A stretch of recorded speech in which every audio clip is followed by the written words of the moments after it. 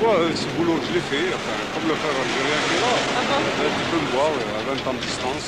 Oui. C'était exactement ça que je faisais, le boulot de terrassement. Et puis, enfin, on n'a qu'à tourner la tête. Oui. Moi, ici, il y avait des bancs.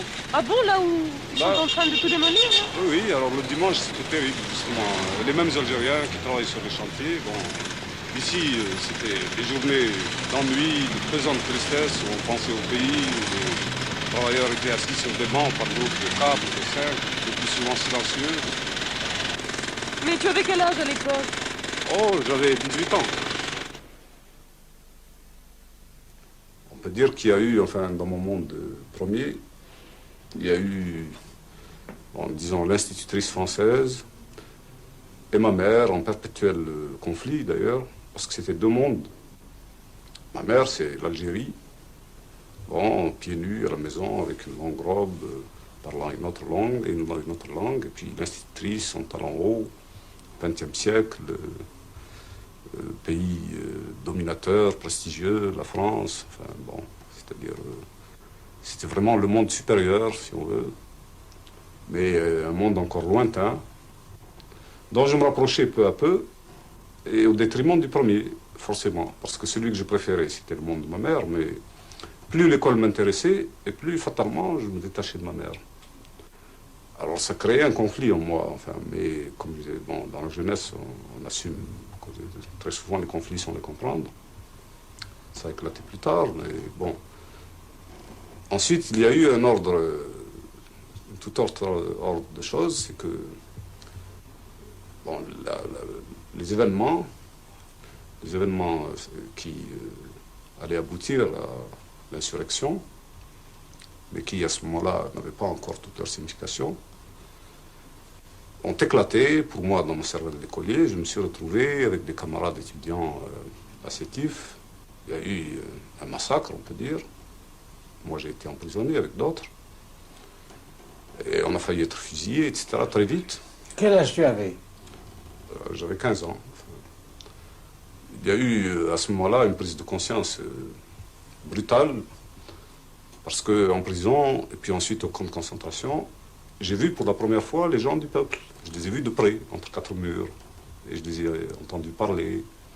Et j'ai découvert d'abord que la poésie, c'était eux, finalement, c'était vraiment eux, parce que leur vie était chargée de poésie, ce qu'ils disaient aussi. Ça m'a ouvert vraiment une brèche pour plus tard, parce que quand j'ai découvert ces hommes, qui étaient les hommes de la rue, que jusque-là je ne voyais pas, le chômeur, l'ouvrier, le paysan, le fellah, qui jusque-là était absent de mon univers d'écolier, puisque j'étais formé en langue française. Après avoir fait, tout à fait au début, quelques mois d'école coranique, mais très peu. D'ailleurs, j'ai expliqué ça dans le polygone étoilé. Enfin, j'ai essayé d'expliquer en 3 pages quoi, ce que ça signifiait, parce que c'était effectivement une situation importante à comprendre pour celui qui se trouve à l'extérieur. Enfin, le fait d'être algérien, qu'est-ce que ça signifie? Et qu'est-ce que ça signifie dès qu'on sort du ventre de sa mère jusqu'au bout? C'est vraiment une recherche qui commence mal généralement. C'est une recherche d'identité. Oui, et pendant plusieurs siècles, bon, on peut dire des millénaires, l'Algérie a été perpétuellement envahie, toujours détournée de sa formation en tant que nation par le déferlement d'empires, de dynasties qui se sont succédés. Enfin, c'est plein de ruines, l'Algérie. C'est pas seulement les Romains, mais les Vandales, enfin, inutile de les énumérer. Mais de mémoire d'Algériens, on peut dire que seuls ceux qui habitent les montagnes, vraiment, ou le désert, ceux qui sont restés imperméables à toute pénétration étrangère, seuls ceux-là ont peut-être pu se faire une idée de l'Algérie. Mais les autres n'en avaient qu'une idée vraiment très, très vague. C'est-à-dire que l'Algérie, en tant que nation, n'existait pas encore, tout en ayant existé, ou presque existé, et rien ne semblait indiquer qu'elle pût exister immédiatement. Ça, surtout pour nous, les jeunes étudiants. Il y avait beaucoup de choses à dire. Il y avait énormément de choses ne serait-ce qu'à apprendre notre histoire, par exemple, de connaître notre culture, combattre contre la dépersonnalisation de l'Algérie, combattre les mythes coloniaux, etc. Alors tout ça a été lié, c'était très simple. Bon, et au moment où cette activité devenait passionnante pour moi, je suis tombé amoureux d'une cousine, comme il se devait. Là, c'est toujours le poète tribal qui remonte à la surface. D'ailleurs, beaucoup de gens chez nous tombent amoureux de leur cousine, il n'y a rien d'exceptionnel. Mais enfin, c'était la grande passion. La grande passion qui a duré près d'1 an. Elle s'appelait comment? Elle s'appelle Nejma. Je ne veux pas préciser davantage, mais enfin, elle s'appelle Nejma. Même pour moi, maintenant, elle ne s'appelle plus autrement que comme ça. Cette chose a été très riche aussi, parce qu'il y avait une contradiction. Évidemment, lorsque, en tant que poète, on découvre une chose comme l'amour, bon, évidemment, ça mène très loin. Mais d'un autre côté, il y avait l'action politique, qui supposait un certain réalisme, qui supposait que même jeune, j'avais 16 ans, il fallait que je me conduise comme un homme, et que je ne sombre pas dans le gouffre de la passion, corps et âme, mais que je continue, en même temps, à être actif, à militer, ce qui était vraiment très difficile. Lorsque je perdis l'Andalouse, je ne pus rien dire. J'agonisais sous son souffle. Il me fallut le temps de la nommer. Les palmiers pleuraient sur ma tête. J'aurais pu oublier l'enfant pour le feuillage. Mais Nejma dormait, restait immortelle, et je croyais toucher ses seins déconcertants.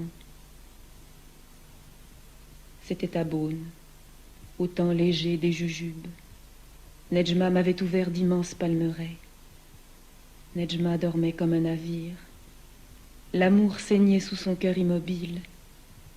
Nejma, ouvre tes yeux fameux. Le temps passe.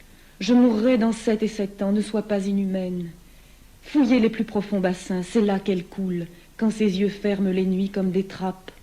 Coupez mes rêves tels des serpents. Ou bien portez-moi dans le sommeil de Nejma. Je ne puis supporter cette solitude. Il y avait un conflit, bien sûr, entre... D'ailleurs, il y a toujours ce conflit, enfin, entre... Ce conflit qui n'en est pas un, une fois résolu. Mais au départ, c'en est un. Parce que la femme et la révolution, bon, sont difficiles à concilier. Surtout au départ, quand on découvre les deux. Quand on est au paroxysme du sentiment, d'un point de vue, et puis quand on est aussi au paroxysme de l'enthousiasme, quoi, de l'autre point de vue. Bon, il fallait effectivement sacrifier l'un à l'autre. J'ai donc sacrifié Nejma à la Révolution et j'ai rompu. Je suis parti. C'est alors que je suis venu en France. Alors ici, j'ai commencé une toute autre vie, parce que d'abord, je ne suis venu en France que parce que je me rendais compte qu'en Algérie, il n'y avait pas de possibilité d'expression, il n'y avait pas de possibilité d'édition pour moi. Et je voulais me faire connaître ici, parce que je me disais, la gueule du loup, c'est Paris, et c'est pas la peine de, bon, comme on dit, enfin, plutôt que de s'adresser au prophète, allons tout droit au bon Dieu. Et je suis venu ici. Ben, ça a été évidemment très dur au début, parce que je suis arrivé sans argent, mais j'ai tout de suite été recueilli par un vieux compatriote, enfin, au château des Rentiers. Oui, c'est là. Bon, il n'y a pas de château, il n'y a plus de château, il n'y a plus de Rentiers, mais voilà la rue. C'est une rue où il y avait beaucoup de cafés algériens. Et c'est là qu'un vieux compatriote m'a recueilli à l'âge de 18 ans, alors que j'étais sans le sou à Paris. Tu débarquais, quoi? Débarqué, j'ai vécu 8 mois à peu près, dans une cave. Au départ, j'étais écrivain public. Ah, ça vous semble bon. Mais écrivain public, c'est formidable, parce que, évidemment, ayant été recueilli par ce compatriote, la plupart des clients du café et du dortoir étaient analphabètes. Et il fallait leur écrire leurs lettres. Alors, en écrivant ces lettres, je découvrais, parce que c'est formidable, on devient le confident, là. Parce qu'il n'y a pas seulement des histoires courantes, il y a des histoires... Il faut voir le paysan et toute sa pudeur, etc. Bon, quand il vous confie ça, à ce moment-là, vous devenez son frère. Je me suis fait d'ailleurs une foule d'amis comme ça. Et puis, le côté un peu Cyrano de Bergerac, je faisais les lettres d'amour aussi, bon, tout quoi. Et puis, accompagner les travailleurs à l'usine, puis ensuite leur lire les journaux, leur apprendre des choses avec eux. C'est bien simple, je me souviens justement que dans cette région, Oui. il y avait un émigré qui ne pouvait descendre à sa station de métro que grâce à un chat qui était dessiné. Un chat, une marque de publicité, je ne sais pas quoi. Et puis un jour... Dans le métro? Oui, dans le métro, c'était ça. Pour lui, c'était ça la station où il devait descendre. C'était le chat. Oui. Bon, mais un jour, on a changé l'affiche, il n'y avait Ouais. plus de chat. Alors, il était perdu. Il savait plus où Bon, descendre. oui, bon, tu vois un peu ce que c'est que la vie de l'immigré lorsqu'il arrive complètement, non seulement il est dépaysé, mais désarmé totalement, et il faut qu'il se débrouille. Alors, il y en a qui... Enfin, c'est justement là que le génie inventif du peuple se donne libre cours, quoi. Comment ils se sortent d'affaires chaque jour à 1000 détails. Je sais pas, moi, une fois, par exemple, gare de Lyon, enfin, Oui. bon, c'est un peu comme ici. Oui. Gare de Lyon, je me souviens d'un immigré qui était descendu pieds nus Oui. de la gare, carrément comme ça, comme un paysan de chez nous. Ah, qui arrivait de là-bas pieds nus, quoi. Pieds nus avec un sac en peau de chèvre sur le dos. Enfin, bon, un paysan comme ça. Ouais. Et puis, alors on le sentait devenir montagne lui-même pour résister à ce monde moderne auquel il ne s'attendait pas du tout. Ouais. Et alors la façon dont il est descendu, enfin, la façon dont il a traversé la gare, dans cette foule, enfin, la foule des gares, Oui. où il y avait d'ailleurs beaucoup d'Algériens, mais lui c'était le plus représentatif. Oui, oui. Vraiment celui qui était sorti du volcan. C'est ça. Et puis il fallait le voir sortir de la gare, voir les feux rouges, tout ça, et puis malgré tout prendre sa résolution, et puis s'avancer comme ça, comme une montagne qui marche. Ah bon, alors j'ai couru derrière lui, je lui ai demandé où il allait, Oui. il m'a dit je vais voir mon oncle. Son oncle. Oui, bon, mon oncle alors.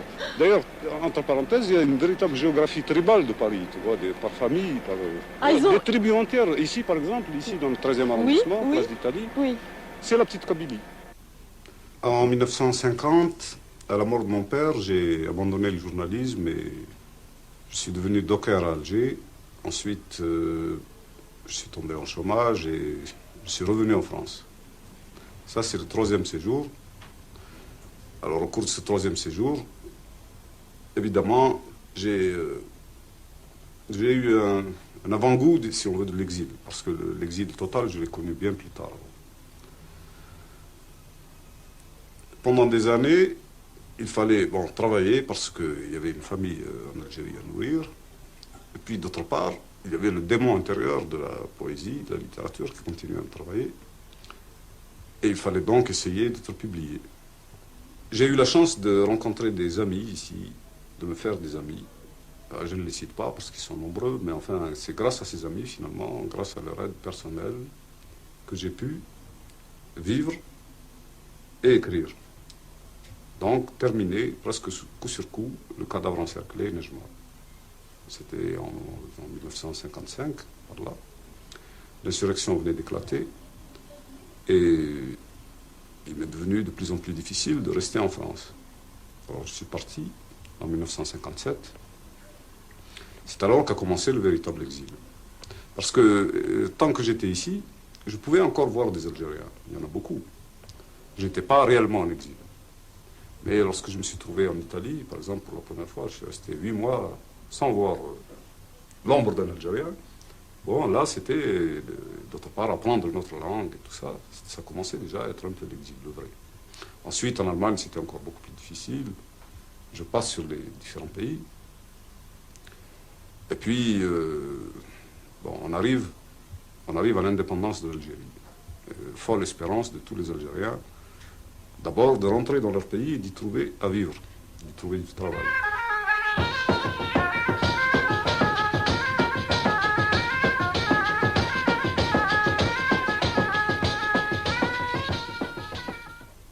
Maintenant, au fil des années,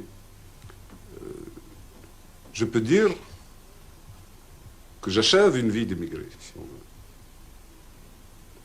Que j'achève une vie d'émigré dans la même incertitude que le travailleur qui vend ses bras. Parce que l'Algérie est encore aliénée sur le plan culturel.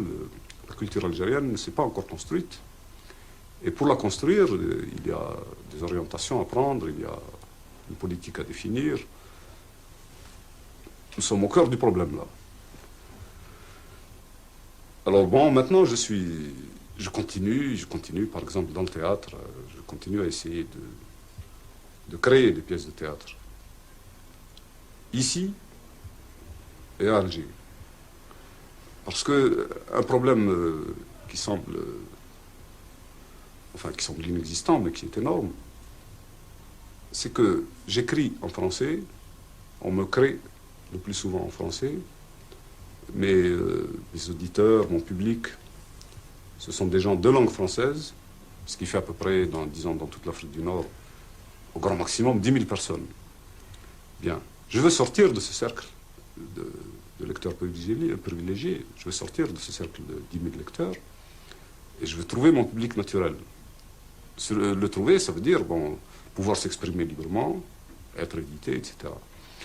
Et voilà que la contradiction, loin de se résoudre, devient encore plus cuisante pour l'écrivain. Parce qu'il a un éditeur français, il a des lecteurs français, il a un gouvernement algérien et il a un peuple algérien. Il faut naviguer entre ces quatre écueils. Bon, écueil, pas pour le peuple. Le peuple, lui, n'est pas un écueil. Mais enfin, il l'est dans la mesure où, pour le moment, il n'est pas inséré dans... C'est-à-dire, le peuple n'intervient pas encore dans le combat. Et il faut ouvrir une voie pour s'en faire un allié, pour aller vers lui. Et il y a un obstacle, un double obstacle matériel, moral et politique. C'est dans cette difficulté-là que se débat un écrivain algérien. Naturellement, il y a des choses, il y a de curieuses choses. Par exemple, le facteur aliénant au départ, c'est-à-dire écrire en français, devient maintenant une position de force. Parce que, m'appuyant sur mon éditeur français, je peux faire passer ici, dans la presse française, des choses que je ne pourrais pas faire passer ailleurs. Par conséquent, c'est d'ailleurs très, très intéressant, au fond, ce qui prouve qu'on ne peut pas aliéner un peuple par la culture. Une langue n'est pas aliénante, une culture ne peut pas être aliénante. Alors, malgré tous les efforts qu'on a faits pour nous franciser, en fait, la culture française nous ramène à nous-mêmes. Et de toute façon, quand on est à Paris et qu'on s'exprime dans la langue française, ça porte aussi sur le peuple qui nous a aliénés. Parce que ce peuple est aliéné lui-même. Ça nous ramène à la parole de Marx, un peuple qui en opprime un autre ne saurait être libre. Bon. On peut dire qu'une grande partie, enfin, des avatars de la culture en France dépend de cette aliénation, est lié à cette aliénation. Par conséquent, le combat est le même. Le combat est le même. Et ici, enfin, en quelque sorte, les mêmes choses par lesquelles on a prétendu nous enchaîner nous libèrent. Ça, c'est un espoir. C'est un espoir qui n'a rien d'absurde, parce que, en fait, maintenant, et de plus en plus, la décolonisation ne se fait pas en parole, elle se fait dans le choc entre ces peuples. Dans le choc entre, disons par exemple, cette masse d'esclaves des temps modernes qui balayent les rues de Paris et qui font Paris, qui le construisent, et le peuple français. Alors, de génération en génération, on s'aperçoit des progrès. Si je remonte à il y a 20 ans, c'était l'indifférence. C'était vraiment l'indifférence. Le problème n'était pas posé. Maintenant, il se pose. Et comme par hasard, il s'est posé un jour, enfin, il n'y a pas très longtemps, à la fin de l'année, je crois, c'était même le premier jour, le jour de l'an même, si je me souviens bien, quand on a trouvé cinq Africains asphyxiés. Bon, un jour comme ça, c'est tombé sur les téléscripteurs, ça a été la première nouvelle qui a frappé la France entière. Bon, ce n'est déjà plus l'indifférence. Et puis le problème a pris toute son ampleur, parce que ce n'est plus seulement l'Algérie, c'est toute l'Afrique, une partie de l'Europe qui apparaît dans son sous-développement, et puis une autre partie de l'Europe qui apparaît dans son monstrueux développement, dans son développement inégal. Et à ce moment-là, on s'aperçoit que nous sommes au cœur d'un volcan. Nous vivons vraiment, il n'y a pas de doute, certains dorment même, mais nous vivons sur un volcan.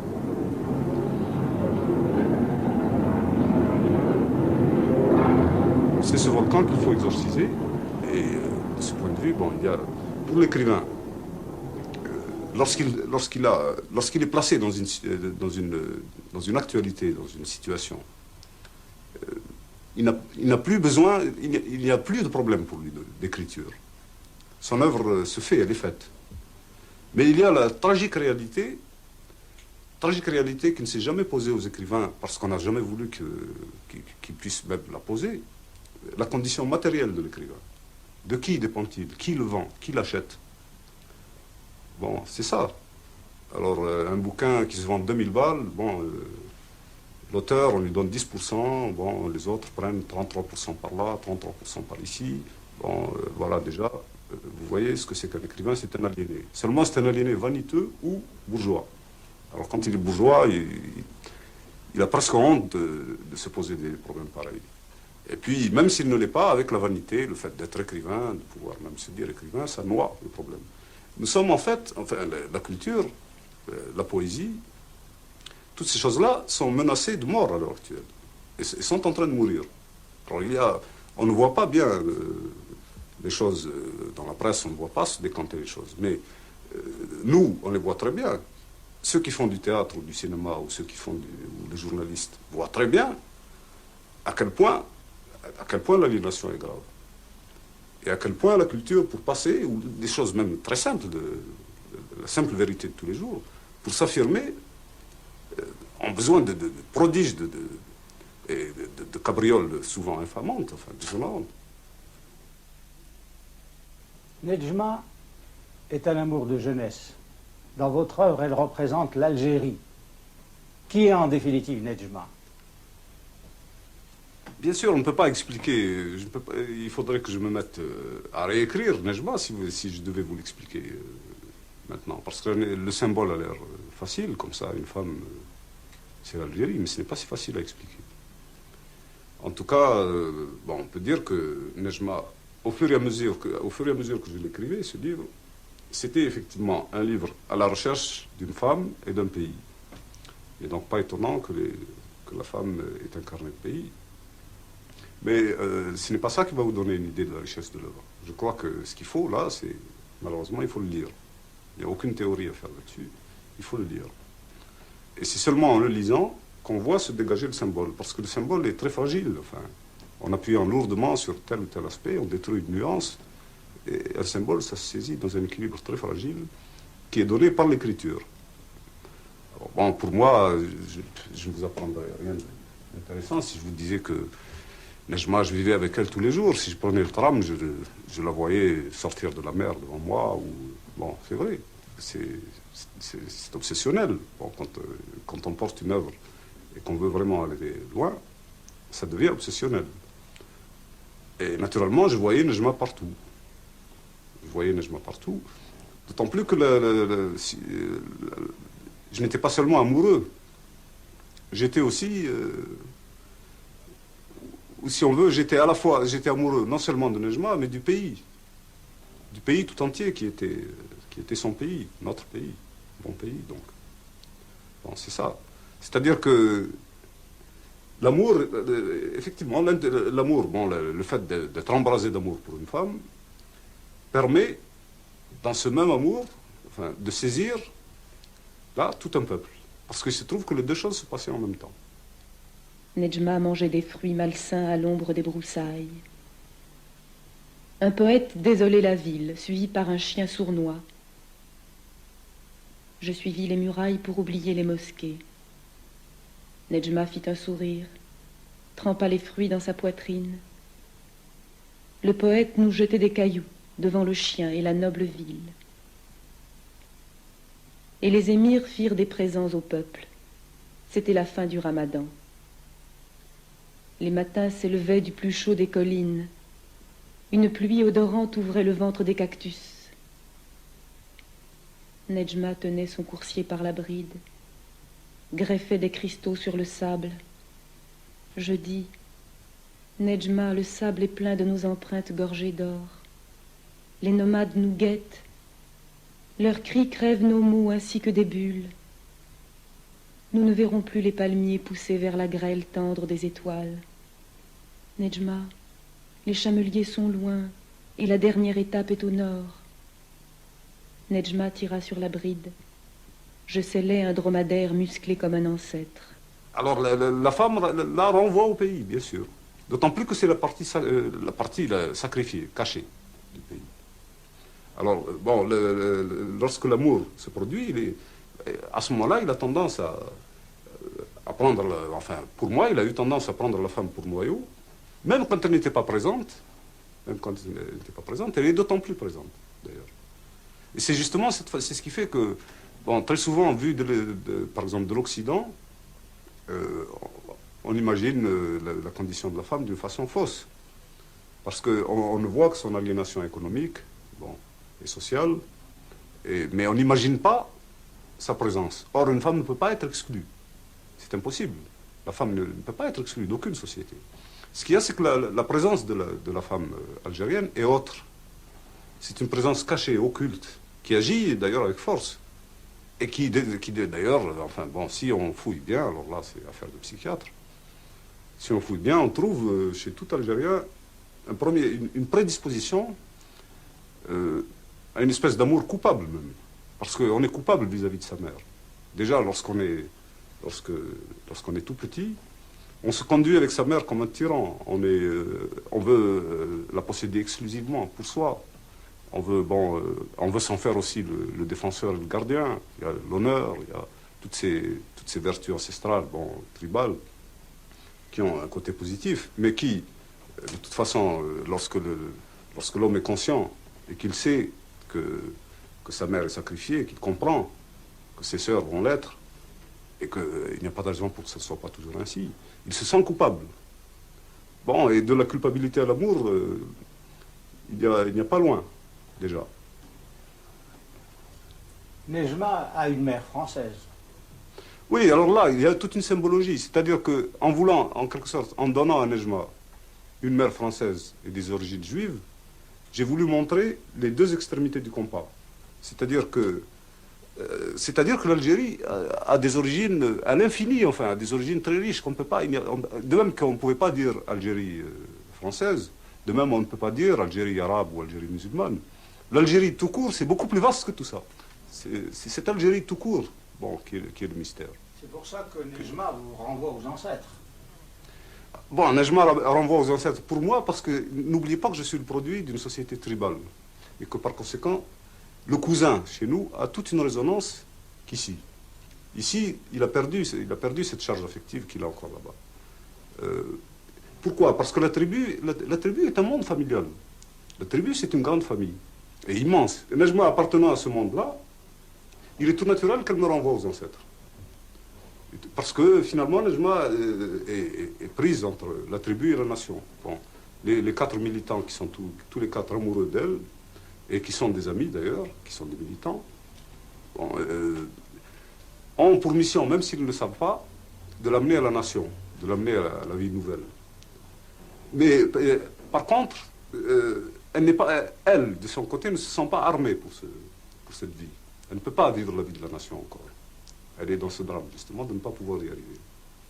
Alors, bon, cet amour aboutit à une rupture, forcément, bon, à une multiple rupture, et on voit Nejma qui repart vers la tribu sous la conduite d'un vieux nègre. C'est pas pour rien, le vieux nègre, c'est l'Afrique. Parce qu'en Algérie, nous sommes en Afrique. Et ce n'est pas pour rien que j'ai écrit tout ça. Si ça a coulé, enfin, c'est qu'effectivement, des ancêtres écrivaient par moi, bien sûr. Nous sommes le produit de nos ancêtres. Mais alors, nos ancêtres, chez nous, ont une dimension, enfin, encore très grande, parce que nous sommes tout à fait au début de la nation. Enfin, et qu'avant la nation, il n'y avait pas d'autre support. Je me souviens quand j'étais jeune, par exemple, et que je cherchais qu'est-ce que c'est que l'Algérie. Bon, quand je voyais qu'on était pratiquement devenus français, que tout se faisait en français, ça semblait complètement idiot, ça semblait foutu. Eh bien non, qu'est-ce qui faisait, par exemple, que je me précipitais sur des bouquins parlant d'Abdelkader, ou que je me passionnais pour les anciens, etc. Alors, parce que c'était ça la branche, enfin le tronc. D'ailleurs, le tronc de la nation, c'est la tribu. Mais je me suis rendu compte, maintenant, avec le recul, que une scène, enfin, qui revient souvent lorsque je pense au passé, une scène qui revient, c'est je me vois vraiment presque frappant ma mère et l'obligeant à mettre son voile. Parce que c'était la marque de la virilité. Il ne fallait pas que des hommes voient ma mère. Bon. Maintenant, je me rends compte à quel point c'était stupide. Et à quel point, bon, le poids de ce que faisait mon père, de ce que je faisais moi, et de ce que faisaient tous les autres hommes autour de ma mère, ses frères, son père, etc. Maintenant, je me rends compte dans quelle prison elle vivait. Et elle vit encore. Bon, et ce n'est pas pour rien, d'ailleurs, chez moi, bon, la prédisposition à, à comprendre Baudelaire était peut-être là, dans un sentiment, vraiment, dans un malaise, une difficulté vraiment à vivre, qui est rare ressentie au stade de l'enfance, comme ça. Mais moi, je me souviens très bien que ce n'était pas seulement l'ennui d'un écolier, c'était plus grave, beaucoup plus grave. C'est un monde oppresseur, un monde où on se sent, où on sent le poids, non seulement des traditions, mais le poids d'une présence, qu'on n'explicite jamais, qui n'est pas, qui est l'essentiel, en fait, mais qu'on ne s'avoue pas, et qui est proscrite dans un certain sens. Alors, ma mère, c'était ça. L'amour, ça devait être ça. Et combien de générations d'Algériens ont vécu cette vie, ont vécu ces empêchements majeurs dans la vie. Bon, sentir que, par exemple, que sa mère souffre et la voir devenir folle, c'est une chose. Bon, d'autre part, tomber amoureux d'une femme déjà mariée, mais en fait pas mariée, vendue pratiquement à son mari, bon, c'est encore une chose. Et ce sont ces 1000 choses que les Algériens rencontrent au moment les plus graves de leur vie.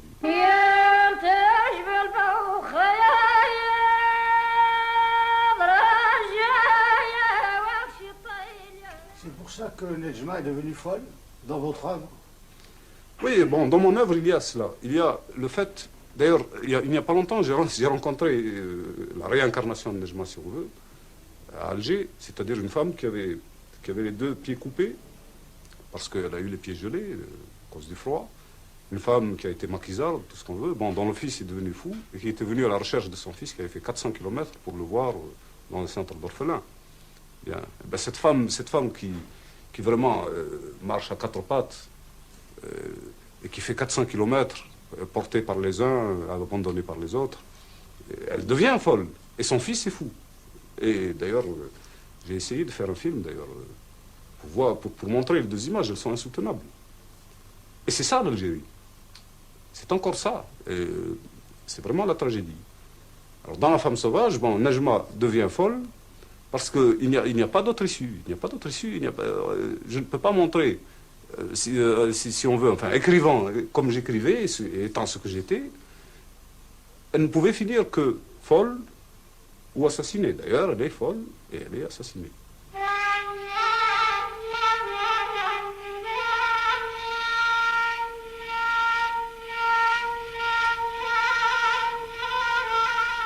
La mort de l'être aimé, bon, vous voyez très bien ce que c'est pour le poète.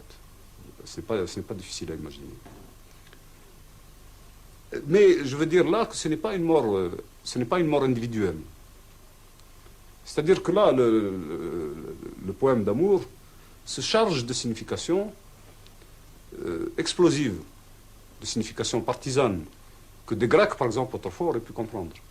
Par exemple, Hélène, c'est un peu Nedjma. Alors bon, de toute façon, si je devais faire le tour des influences, enfin, même extérieures, bon, après Baudelaire, il y a eu Rimbaud, bien sûr, il y a eu Lautréamont, il y a eu beaucoup de, bon, pour ne parler que de la littérature française, bon, il y a eu Dostoïevski, il y a eu beaucoup de choses, mais il y a eu Mayakovsky, enfin, mais je crois que à la fin, tout à fait à la fin, il y a eu Faulkner, chose étonnante. Il y a eu Faulkner. Bon, Faulkner, apparemment, est très loin de moi, parce que Faulkner, bon, c'est un blanc américain vivant dans le Sud. Apparemment, c'est très loin. Et pourtant, en lisant son œuvre, enfin, j'étais vraiment fasciné, à tel point que ça se sent, même dans ce que j'ai écrit, à certains moments, on sent une très forte influence de Faulkner, parce que c'est le même monde. Mais alors, la force de Faulkner, c'est qu'il écrit comme un nègre. Il est capable de se mettre dans la peau d'un nègre, ce que rarement font les écrivains blancs. Et alors, bon, tout ce monde du Sud, ce monde qui est encore primitif, d'ailleurs, bon, qui m'est étranger dans un certain sens, mais que je peux facilement retrouver, même dans sa religiosité. Je ne sais pas, le Baudelaire puritain, disons, ben, mon grand-père était un peu comme ça. Et toutes les vertus qu'on défend, bon, les vertus familiales, bon, et tous les drames de la terre, la façon de faire parler le pays, en plus chez Faulkner, la tragédie, réellement, la tragédie de l'homme blanc, enfin, entre guillemets, vivant sur une terre à laquelle il appartient, il se sent appartenir de toutes ses fibres, parmi des Noirs qu'il aime, bon, chez lesquels on trouve les seuls personnages de Faulkner qui ont vraiment des vertus qui dépassent le cadre habituel, c'est des nègres, généralement. Même quand parfois il y a de la haine, parfois il y a des relents de haine qui sortent, par exemple dans Christmas, le nègre assassin, bon, on sent l'écrivain qui le charge, qui essaye d'en faire un monstre, qui vraiment se débat avec son personnage au corps à corps, et il en sort encore plus grand. Et finalement, enfin, on sent bien que dans Faulkner, le mot dernier, c'est la complicité avec le nègre. Ce n'est pas le refus, chose qui n'est pas dans Camus, par exemple.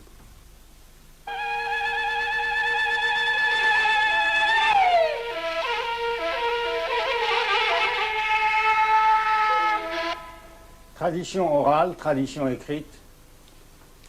Comment concevez-vous le développement de la culture algérienne actuellement? Pour ce qui est des traditions orales, enfin, ce sont évidemment les plus importantes. C'est la mémoire collective du peuple, quoi, qui a gardé vraiment un très riche contenu. Seulement, ce contenu se perd, et puis en plus, il est menacé d'être déformé. Il l'est tous les jours. Dans la mesure où on ne l'a pas maîtrisé, où on ne s'y intéresse pas assez. Un exemple, enfin, je crois que il y a eu une écriture autrefois, nos ancêtres ont possédé, ces ancêtres qu'on appelle berbères, que les Romains appelaient barbares, c'est-à-dire les Algériens, toujours. Ceux-là, il est possible qu'ils aient écrit même avec leurs pieds sur le sable. Ce n'est pas impossible du tout, puisque le phénomène de l'alphabet, c'est la vie, quoi. C'est la vie qui détermine la culture, la langue, c'est la vie du peuple. Or, notre peuple, bon, pour des raisons que j'ai effleurées tout à l'heure, bon, c'est-à-dire qu'il n'a jamais été lui-même, il a toujours été envahi, bien, il a toujours été, en quelque sorte, dépossédé de cette culture. Et cette culture se déforme. Il y a actuellement une querelle, une fausse querelle que cherchent les arabisants purs, c'est-à-dire ces messieurs qui veulent s'en tenir au Coran et à l'ancienne littérature, à la forme, une espèce de latin. Bon, ils ne veulent pas admettre que le vrai arabe, c'est l'arabe populaire, c'est celui que parle le marchand de légumes. Et le marchand de légumes a plus de génie que le mandarin. Parce que le génie est dans la vie, il n'est pas ailleurs. Et le génie de tout un peuple, c'est quelque chose. Quelque chose qui fait peur, évidemment. Qui fait peur, mais il faut aller à la recherche de ça. Alors nous avons beaucoup de choses comme ça. Nous avons, par exemple, de grands poètes, de très grands poètes, que les chanteurs, à l'occasion des marchés, ou bien c'est l'occasion des veillées, qui sont connus de bouche à oreille. Maintenant, il y a les dangers graves d'ailleurs, de l'altération et de la censure sociale. Parce que certaines choses, finalement, lorsqu'elles sont créées, sont pures, mais lorsqu'elles sont transmises, elles s'alourdissent de tous les conformismes d'usage, enfin, et à la fin, elles sont même menacées de perdre leur sens. On a connu ça même avec la poésie arabe elle-même. La poésie arabe n'a jamais été aussi grande que quand elle était anti-islamique et quand elle ne s'intégrait pas dans un ordre établi. Lorsqu'elle était vraiment libre, entièrement libre. D'ailleurs, la poésie, il n'y a rien à faire. Elle ne peut absolument pas s'exprimer pour l'ordre établi, quel qu'il soit. Parce qu'en elle-même, elle est toujours subversion. Elle est toujours, dans la mesure où elle est recherche d'une vérité non dite, dans la mesure où elle est recherche même, elle ne s'embarrasse absolument pas de plaire ou de déplaire, ou d'être dans la ligne ou pas. C'est une recherche en soi absolue. Alors, à plus forte raison, le langage, c'est-à-dire la façon dont l'homme s'exprime, ce qui le distingue du singe avec le travail, c'est quand même une chose absolument fondamentale, ça. Si on ne saisit pas la langue à son jaillissement, on ne peut pas avoir une vraie poésie. Et c'est pourquoi l'Algérie est un pays qui a une vraie poésie, très riche, mais non écrite. Alors maintenant, nous arrivons à une phase où il faut l'écrire, l'enregistrer, en quelque sorte la conserver, mais pas la conserver dans un musée, pas la conserver dans une forme figée. D'ailleurs, n'a jamais eu de forme figée. Il faut justement retrouver ce style de travail collectif. Puisque notre drame, à nous, c'est que pour notre histoire, par exemple, On a toujours écrit notre histoire. Il y a des milliers de volumes écrits, par exemple, en France, sur nous. Mais nous n'avons jamais écrit sur nous-mêmes. C'est très grave d'apprendre son histoire par les autres. Bon. Mais nous n'avons pas actuellement les moyens. Il faudrait, je ne sais pas, 4 générations d'historiens ou 10 pour faire une histoire de l'Algérie comme celle de la France, c'est-à-dire cohérente, toutes les sources, etc. Nous ne pouvons pas faire ça maintenant. Ce que nous pouvons faire, c'est utiliser les moyens modernes, les moyens audiovisuels modernes, pour capter ça dans le peuple, avec des chercheurs suffisamment rigoureux, pour vraiment faire les corrections qui s'imposent, vérifier, confronter, etc. Votre dernière pièce, L'homme aux sandales de caoutchouc, est inspirée par le Vietnam. Comment l'intégrer dans la culture algérienne? Ah, ça c'est une chose très simple. Justement, l'homme n'est rien, enfin, tant qu'il n'ose pas être un homme. Or, les Vietnamiens ont osé, les premiers, être des hommes. Alors, pour nous qui étions des hommes asservis, pour lesquels il n'y avait aucun espoir, qui depuis un siècle étions vraiment au genou des autres, voir les Vietnamiens se lever, pour les Algériens, ça a été vraiment... La preuve, c'est que le 1er novembre 1954 est venu quelques mois après Dien Bien Phu. Ça a été de soi. Et le plus beau, c'est que les cadres de la guerre de libération, même frustes, même à l'état de mercenaires, puisqu'ils étaient dans l'armée française, quand ils ont déserté, ou même s'ils n'ont pas déserté à la fin de la guerre, au Vietnam, tout droit, ils ont été dans les maquis. Donc il n'y a rien de plus facile à comprendre. C'est le Vietnam, effectivement, qui est la grande lumière pour nous actuellement. Et je l'avais senti il y a 20 ans déjà, puisque j'avais commencé une pièce à ce moment-là. Bon, maintenant, on voit beaucoup mieux les choses. L'homme aux sandales de caoutchouc, c'est la dernière pièce à laquelle je travaille. Parce que, bien que publiée, je ne la considère pas comme terminée. Et surtout parce que je m'attaque à un travail de longue haleine. C'est-à-dire que, bon, là, on touche à ma vision d'Algérien, pour en parler. Bon, pour l'Algérie, à l'heure actuelle, il y a 2 pôles d'attraction. C'est le Vietnam et la Palestine. Eh bien, je crois que, du moins, lorsque je me place sur le plan purement algérien, bien sûr, ça n'empêche pas qu'à d'autres points de vue, c'est aussi important. Mais si on veut, en partant du point de vue que je suis algérien, j'essaie, dans ces 2 pièces, de montrer pourquoi le Vietnam est fort, pourquoi il est ce qu'il est. Et d'autre part, dans la seconde, qui est encore inédite, j'essaie de montrer comment le combat palestinien, le véritable combat palestinien, est engagé à l'heure actuelle. Voilà, les 2 pièces, c'est Vietnam et Palestine. Je crois que pour le Vietnam, c'est une chose très très importante que de vivre leur tragédie avec eux. Et naturellement, le théâtre est un bon moyen pour faire vivre cette guerre avec le peuple vietnamien. Alors évidemment, là, mes moyens sont nouveaux. Le public sera surpris parce qu'il y a un changement considérable. Mon théâtre devient beaucoup plus direct, il devient beaucoup plus directement politique. Et c'est un tournant dont je suis heureux pour ma part. D'autant plus qu'il m'a aidé, en quelque sorte, ce tournant m'a aidé à mieux voir la deuxième pièce. C'est-à-dire, la deuxième pièce, c'est une toute autre façon de procéder. Je prends, si on veut, une espèce de Mao Tse-tung comique. Bon, ça va vous paraître étrange, mais je prends un Mao Tse-tung inconnu. C'est-à-dire un Mao Tse-tung homme de la rue, mais au lieu d'en faire le personnage politique sérieux, comme on le voit toujours, le militant, comme on se le représente, au contraire, je le montre avec une espèce d'innocence, de fraîcheur, d'une part, quand il est jeune, et puis, finalement, dans une espèce de combat qui commence de façon solitaire.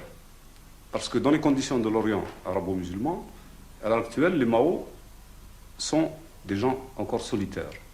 Parce que le combat est très difficile. Nous sommes, par rapport à ce qu'était la Chine, nous ne sommes même pas au mouvement de mai, par exemple, avant la fondation du Parti communiste chinois, etc. Nous sommes vraiment à une période où tout commence très difficilement. C'est une germination difficile qui se fait. Et il est important de faire entrer le comique là-dedans parce que c'est un moyen de libération extrême.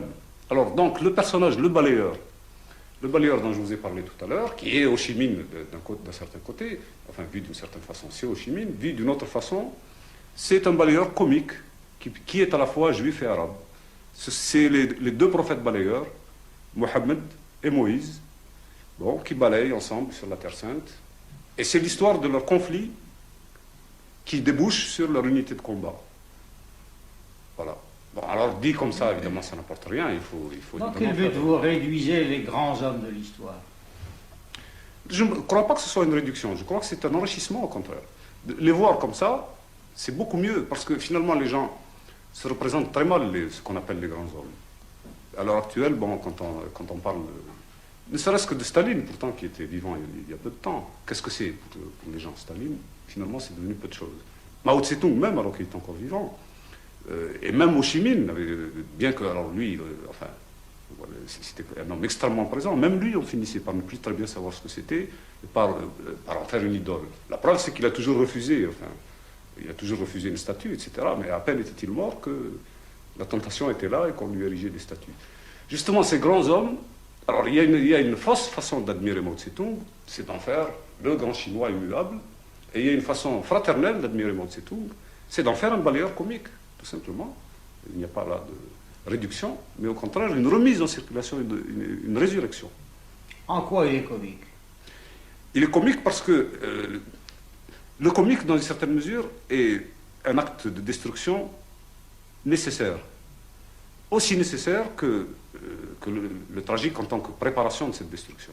C'est-à-dire que le comique, lorsqu'un personnage devient comique, ça veut dire qu'au degré de la conscience, il est déjà capable d'être 2 et 3, il s'est déjà dédoublé, il n'adhère plus à son drame, il n'adhère plus à sa façon de vivre de façon plate, il n'est plus réduit à vivre sa tragédie sans recul, mais au contraire.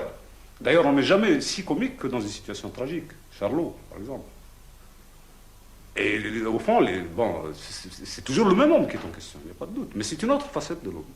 Moïse le prophète, Mohamed le prophète, qu'est-ce que c'est pour vous? Eh bien, en disant que ce sont des balayeurs, je montre bien. Pour moi, ce qu'il y a d'essentiel chez les prophètes, c'est précisément ce qu'on a tué en eux, c'est-à-dire leur humanité. Les prophètes tels qu'on les adore sont des cadavres embaumés qui ne sont absolument plus rien. Ce ne sont pas ceux-là, les prophètes. Les vrais prophètes, ils sont balayeurs.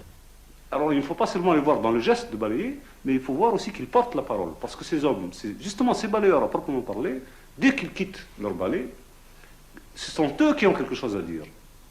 Eux seuls peuvent porter sur le monde le regard qu'il faut. Parce qu'ils sont au bas de l'échelle, d'une part, ils sont au plus bas de l'échelle, donc ils portent toute la pyramide, et tous les regards de mépris, tous les signes d'assujettissement, tous les malaises dans l'homme du XXe siècle se gavent. Mais eux, ils en vivent quotidiennement. Enfin, ce sont des hommes qui reçoivent, pour lesquels chaque coup est un crachat, chaque regard est un crachat, presque. Chaque acte dans la vie fait partie d'une espèce de combat quotidien qu'ils mènent souvent seuls, mais par multitude, quoi, par multitude, parce qu'ils ne sont pas tous balayeurs. Parfois, ils n'ont même pas la chance d'avoir ce travail. Alors c'est cette immense humanité, quoi, qui, dans un théâtre comme celui que nous faisons, bien sûr, à Paris, etc., dans les conditions où nous travaillons, arrive très difficilement à venir au jour. Parce qu'il rencontre... Alors, si le simple balayeur en chair et en os rencontre déjà tant d'obstacles à vivre, à plus forte raison, il rencontre des obstacles à être représenté au théâtre, qui est en quelque sorte le sérail de la bourgeoisie, enfin, des gens pour lesquels il n'y a pas de balayeur. Il y a un petit balayeur, très très petit qu'on ne voit pas. Pour un écrivain, il y a toujours la contradiction vivre et travailler. Bon, il faut vivre pleinement, il ne faut pas rester dans sa bibliothèque ni dans son bureau. Il faut aller voir les gens, être dans la rue, voyager, etc. Mais il faut aussi, au moment où on a accumulé la matière voulue, il faut aussi pondre et accoucher, quoi. Il faut se mettre dans un coin tranquille où on n'a absolument aucun ennui, enfin, bon, ne rien avoir dans la tête, être vraiment en état de pondre. Alors ça, je dois dire que ça m'est très difficile maintenant, parce que je vis le plus souvent en Algérie actuellement, depuis quelques années. Je vis le plus souvent en Algérie et ici, en France. Mais ce sont des séjours qui sont difficiles à organiser, parce qu'en Algérie, bon, j'ai tout le pays à découvrir. Dès que j'arrive, c'est un tourbillon qui me prend pendant des mois, j'en sors malade. Et ici, c'est pareil, parce qu'ici aussi, il y a beaucoup à faire et à boire, etc. De sorte qu'il me faudrait presque un troisième lieu quoi, pour pouvoir travailler tranquillement. Alors, maintenant, je me retrouve dans une petite chambre, je ne sais plus où mettre le papier, etc. Bon. C'est ça, c'est le fait d'être un écrivain vagabond peut tuer l'écrivain, effectivement, à la fin. Et la révolution, bon, ne fait pas que l'inspirer, elle le tue aussi. Mais tout compte fait, il vaut mieux être dévoré par une révolution que d'ennui. Pour la première fois, je crois qu'on va créer l'homme au sandal de caoutchouc à Alger, au Théâtre National d'Alger. Je vais donc pour la première fois toucher le public algérien en langue française. Ensuite, nous allons faire une version en langue arabe. Alors ça va me permettre déjà d'avoir mon public, mon premier public algérien, pour voir, pour le toucher de plus près. Et puis ensuite, je crois que je pourrai rester là-bas beaucoup plus longtemps pour pouvoir continuer. Et puis surtout, c'est la rupture brutale entre les deux périodes, c'est-à-dire les deux périodes coupées par l'indépendance du pays, d'une part avant, d'autre part après, bon, m'impose maintenant de passer à la seconde période, c'est-à-dire de décrire l'Algérie d'après l'indépendance. Et pour la décrire, il faut la vivre. C'est-à-dire que maintenant, ça devient pour moi urgent de retourner en Algérie pour m'y établir.